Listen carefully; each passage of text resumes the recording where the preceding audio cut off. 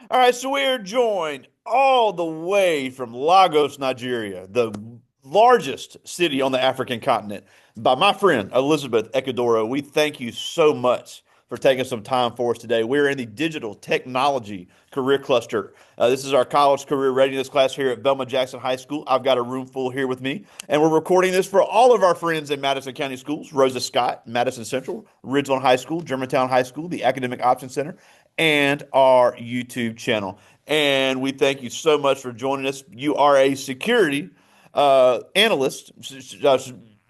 I know I got all the terms wrong. You're a lot smarter than me, so you can explain that. Cybersecurity expert and up and coming content creator. We thank you so much for taking some time for us today from all the way across the Atlantic.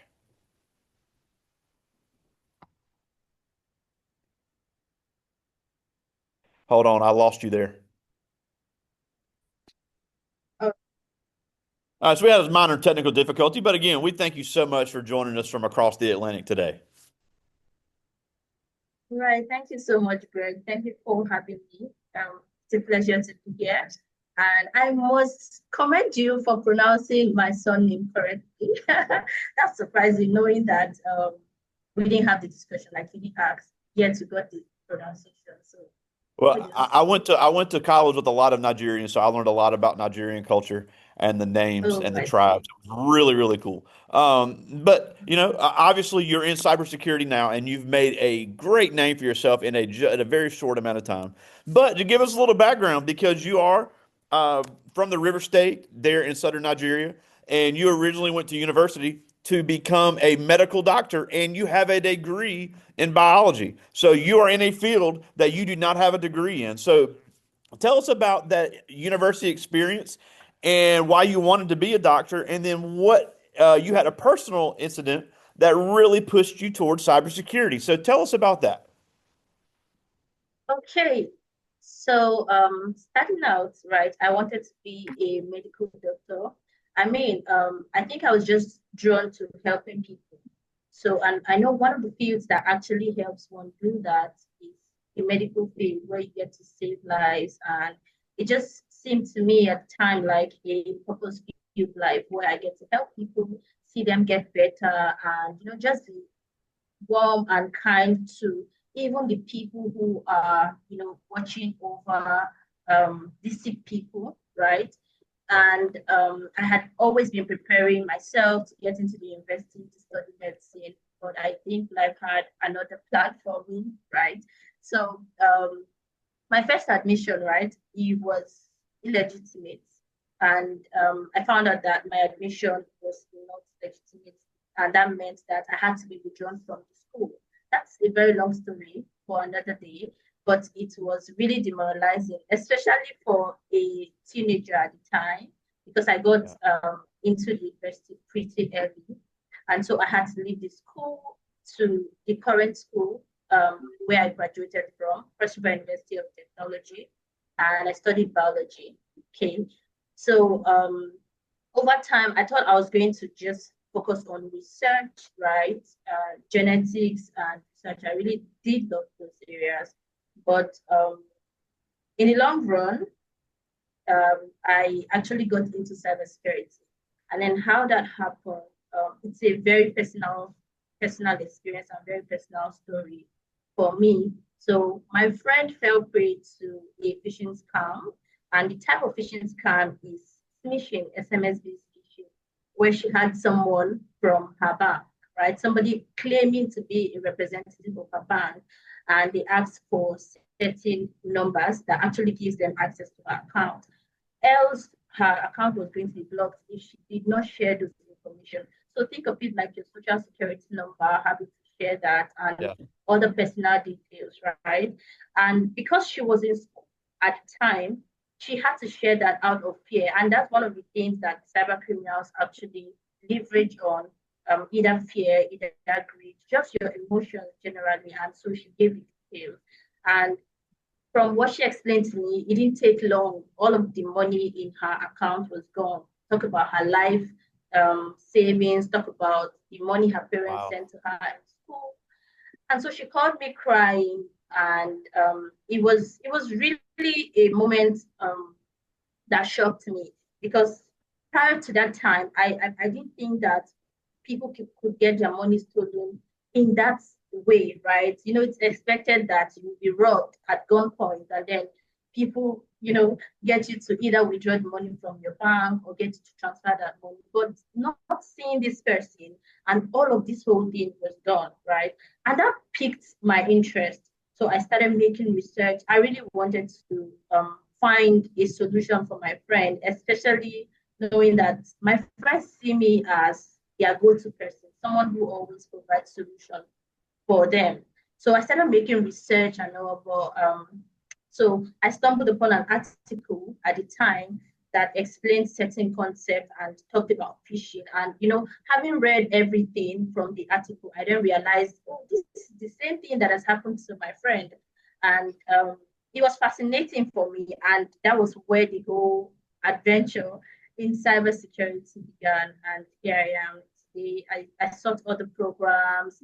I first got into a 1 month boot camp in church. It was hosted by church, right?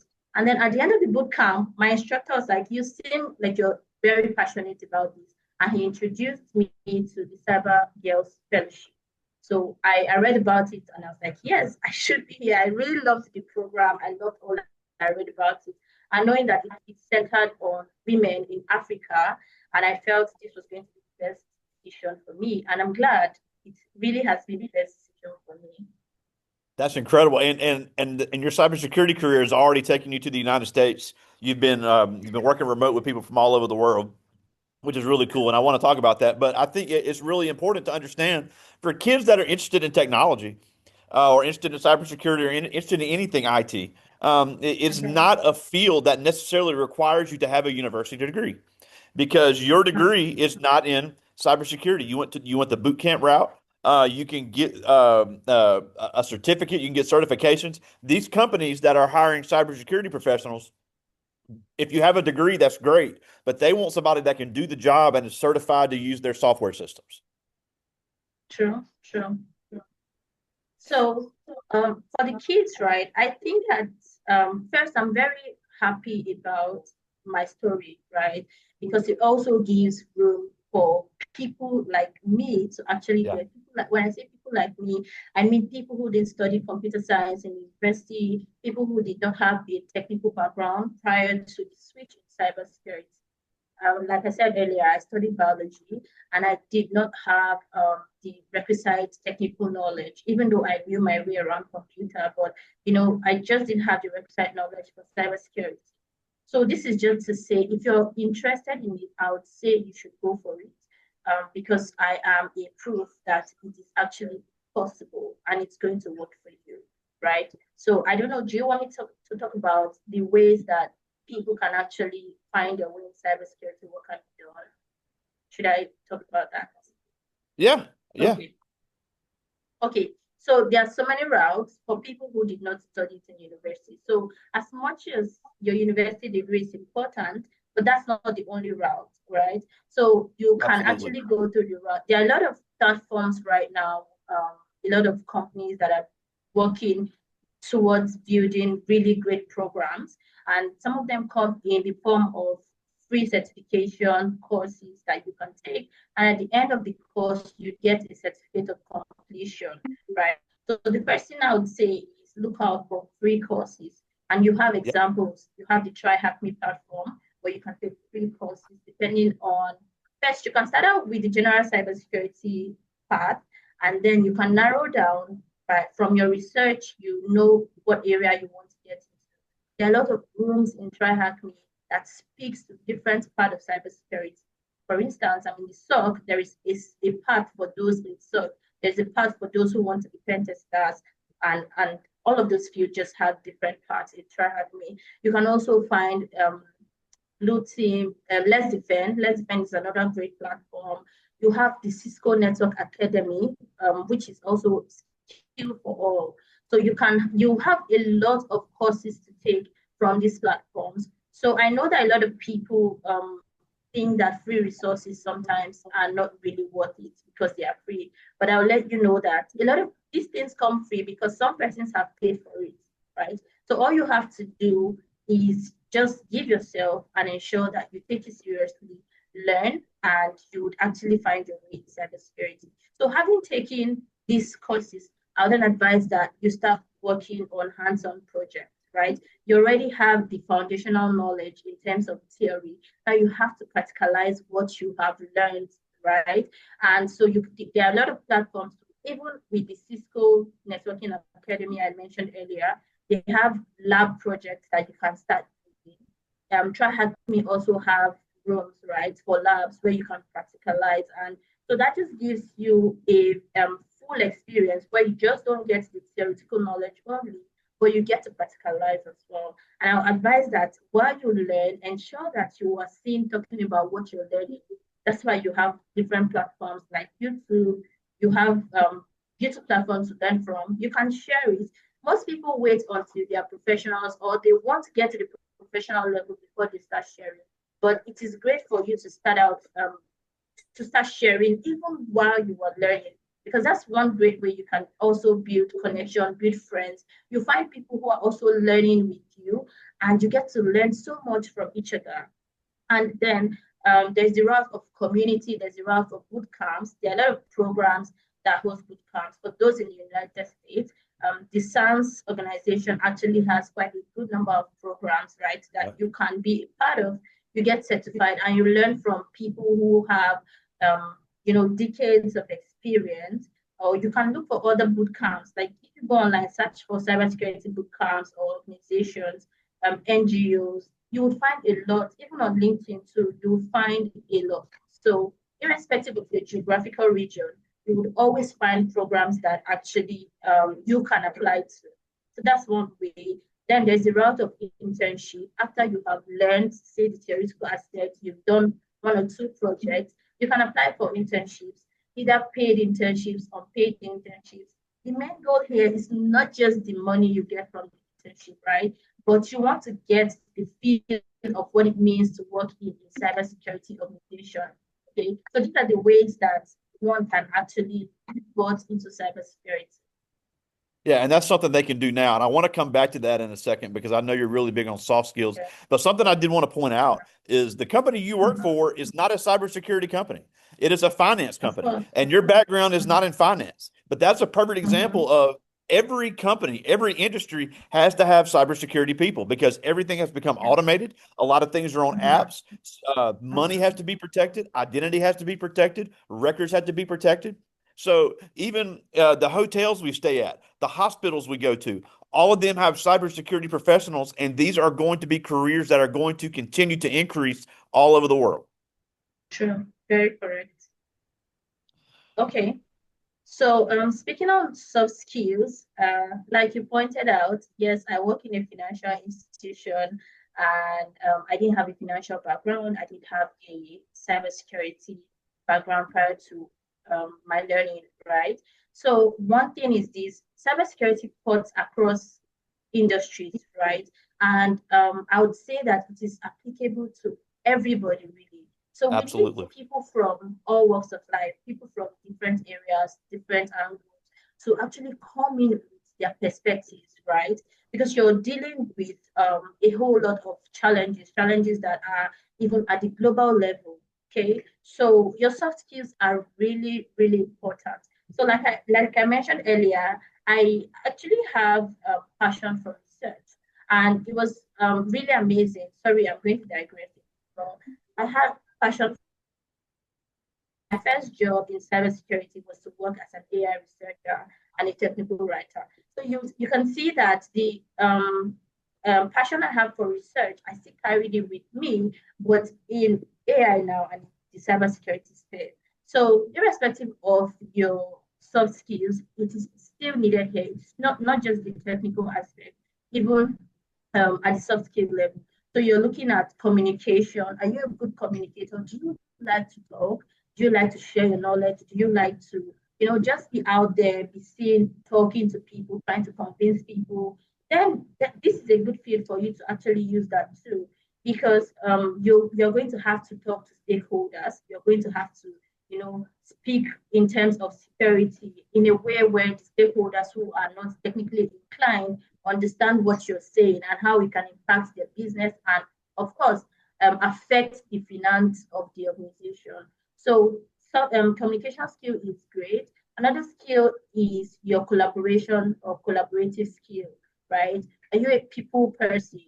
Because in cybersecurity, you're going to work with quite a good number of people from different departments, right? Cross sectional departments, and you get to interact a lot. Sometimes you get to troubleshoot issues together with people Yeah. from this department. So you have to have that skill to be able to thrive in this industry. Another important skill is adaptability. Um, I know that, or you can say, oh, you didn't start out in cybersecurity, but then can you actually come into a field, or you're a person who easily gets acquainted with things, how things work, how places work. So even in cybersecurity, that can actually still pay off, right? You get into different organizations, you get to work with different people, and you are actually being shaped and also shaping um, this part where you are, right? And other important skills you can also look at the critical thinking because there are fields, different aspects of cybersecurity that requires that. There's also the need for you to pay attention to detail Oh because yeah. every minute detail, no matter how minute you think it is actually important, right? You don't want to skip anything. You really want to be sure that you've crossed your T's, you've dotted your I's, and everything in sync. I would say almost perfect, if not perfect. So these are some of the great skills that one can have. And oh, for people who love marketing, some persons can literally sell an ocean to you, right? So if you have that skill, there's the aspect where you can be a sales engineer, right? In cybersecurity, you're selling tools, you're telling people, organization, why the tools are actually very great or important for them and how it can solve their problems. And some of it can even cut costs for them. So all of these skills really are important in cybersecurity. Yeah, and you've got to be the expert because you've got to explain things professionally and clearly to somebody who may not be an expert. And also, we talked about you didn't need the university degree. Well, you've got to show that you're the person for the job. You've got to be a great communicator. You've got to walk in and be confident when you interview for the job. And you've got to have a well-written resume. You got to show that you can write those reports. And you have to show that you can work with people. So that Mhm. I don't care whether you're going into technology or not. That is a skill that's not going away. Now, before I get to their questions, I think we'd be remiss if we didn't Yes. talk about cybersecurity allowed you to come to the United States for the first time this summer when you got to visit Dallas, Texas, and you also got to visit Las Vegas at some conferences. So, as somebody that lives outside the United States and got to visit the United States, and it was because of cybersecurity, how was that experience? Because I always like hearing when people from other countries visit our country and hear what they think about it. Okay. So first off, there's a saying, right, that I've heard over time. It's easier for the cow to pass the eye of a needle than to have people from this part of the world get visas to the United States, right? But this is something that I still find very intriguing, and it still feels too sorry for me. Sometimes I feel like maybe I'm still dreaming, I'm sleeping, and somebody just needs to wake me up from my sleep, but then it is actually my reality. It is true. And I am grateful to God that cybersecurity is the means by which He used to actually get me outside of my country.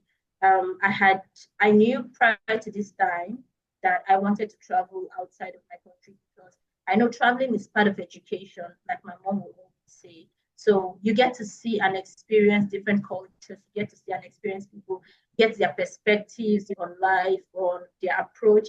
So for me this time, it is getting the perspective on how they approach security, how they see security, right? And I know that one of the things that a lot of organizations in the US don't joke with is cybersecurity. Okay. So I wanted to really learn. I wanted to learn from professionals. I wanted to hear them talk. I wanted to understand what I can bring back to my organization, how the knowledge is going to help me in terms of SOC, right? Since I work as a SOC analyst. And so my first trip was Dallas, Texas for the Women in Cybersecurity Conference. And it was a great experience having to meet people physically that I always saw or connected with on LinkedIn. For some, we spoke on LinkedIn, and it just felt like this is going to take forever before we get to meet. But I'm happy that it happened sooner than expected. So it was really great to speak to them one on one, to share some of the challenges that I actually am facing, and how I, how they could give me better perspective to handling some of these issues. And I'm glad that I did get that. And I left better. I actually left the country better, a better person, a more informed person than I actually was before I went there. And then Black Hat 2 was another mind blowing experience. It was great. And it was really lovely listening to Nico Hyponian. I don't know if you know of Nico Hyponian, but he is the person who actually stopped the spread of the I love you virus, right? And I had made a research about the I love you virus back in 2024. I made a short video about and having to travel and meet somebody. I mean, the person who stopped this virus was really great. It was great to hear him speak. It was great to hear him talk about security in terms of what it was in the past, what it is in the present, and what it's going to be, right, in the future. So overall, I would say it was a mind-blowing experience, and I'm glad that I got to experience that. And also, I got to, I loved some of the food that I actually ate, right? So it was nice. I loved some of the snacks as well. I loved some of the places. I visited quite a good number of places and states in the United um, States, so it was nice. Yeah, and you had some great videos on that, and we'll share your channel before we get done. And also a big shout out to our friend Confident Stavely, who you were there with in Vegas, who's also been on this platform. So really cool to see y'all together doing some great things. Well, I do have some questions from the students, and I love this first one. This is Erin Gaines. She's in ninth grade, and she asks, Mhm. "What do you think the future of digital technology in Nigeria will look different from other parts of the world?" Okay, so is Erin asking in terms of the future or currently? Future. Okay, the future. So it's great that we have quite a good number of youth who are really passionate and interested in cybersecurity. And a lot of them are doing great things. I have friends who are actually even creating programs for bug bounty, people who are interested in bug bounties, right? People who are interested in API. I have a friend who is really doing great in that aspect as well. And it is really amazing to see youth in my country push for security, helping to create content around that, not just at the organization where they work, but for the broader community, right? Or I'd say the country and the continent to understand security and know that security is an important part of our lives currently because the world is not going to go back from being global, right? Instead, we keep advancing, and with that advancement, our knowledge of security also has to advance. It's not just at the organizational level, even at the personal level for people who are, I would say, small scale businesses who need to understand that you don't need to have all the money in the world for you to have the basic knowledge in cybersecurity. So the landscape in Nigeria and in Africa as a whole is actually going to grow much more than it is now because we have, I would say, powerful voices currently as youth who are pushing for it. Yeah, and Nigeria is one of the fastest developing countries in the history of the world. It's really incredible how they have caught up with everybody else and all of the great professionals coming through there. I got time for two more. I All like right. this one. This is Cameron Nettles. He's also in Okay. 10th grade, plays American football here at Velma Jackson High School. Had to get that in. He asked, "What is the hardest part of learning the skills of your career today?" Oh, so I would say apart from the financial aspect, because data is quite expensive, right, in Yeah. Nigeria. So apart from the financial aspect, I would say the level of dedication you actually have to do it, right? Especially if you come from a non-technical background, especially if you don't have the basic knowledge to start off with. So it means that if people who probably study computer science in the university degree, or people who study cybersecurity and they are looking to grow more in the field, if they are probably studying for 2 hours or 5 hours, you who is coming from the non-technical side will have to give much more time. So you would give more hours. So for instance, I know that when I was in the Cyber Girls program, I was just starting out. I really needed to catch up because it was an accelerated program, right? So I actually was studying much more. I would say twice as more than anyone else, right? So I knew I was giving 10 hours of my time. I was giving sometimes 12 hours of my time. And I have my parents calling me and talking about, oh, not giving that much because it means that you're going to burn out, right? So you're going to experience burnout. Um, and I would say just try to find a balance, learn as much as you can. And when you feel like you're burning out, just take a break, right, from learning, refresh. If you have to spend time with your friends, if you have to spend time with your family, please spend time with them. Get off the screen, basically. And then when you are recharged and refreshed, you come back to learning. So, yeah, that's one of the hardest things for me, having to understand, get technical depth to be able to work in this field because it's really competitive out here. Yeah, and it really is such a tough thing to balance because you have to think, well, if I don't do my job, somebody else is going to take my place, and you look, Yeah. and I've been there too. It really is so important. Now I got one more, and I love this question because you had a really cool Instagram post about when you were at that conference about, and the title was "You Don't Look Like You're in Cybersecurity." Okay. You had a woman from the United States, you had a woman from the Philippines, you had you, and I believe somebody from Europe, and y'all were all together. And Mm-hmm.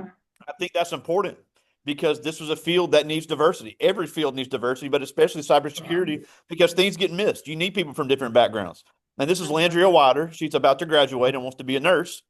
But Mm-hmm. she asked, was is there anything that you would do differently? Because what is it like being a person from a different culture, a different color, and a different gender in a field that has already has challenges, and people would look at you differently?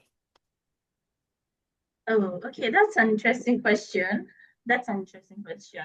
So for starters, I would say that you have to be resilient. You have to be very stubborn, actually. Be There you obstinate. go. But this There you time, go. your obstinacy is geared towards something good in a positive light, right? Like pretty stubborn. In Nigeria, we call it having coconut head because you know the coconut is sort of hard, right? So the shell is pretty hard. So you have to be that person, really. You're going to experience challenges. One, like you mentioned, in terms of gender, in terms of race, in terms of different areas, really.